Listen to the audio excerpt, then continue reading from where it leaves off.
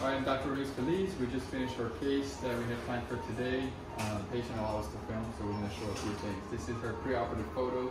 Some of the things that I pointed out to her and were her main concerns were related to the periorbital aspect of the face or the upper face. Her brows were heavy, they were down, the right brow was lower.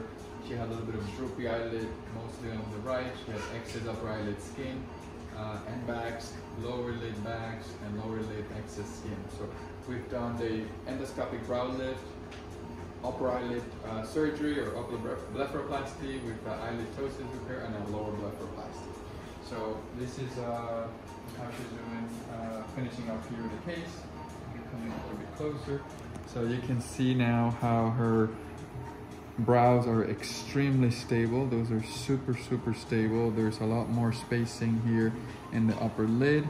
I did a lower blepharoplasty, so that's nice and smooth here.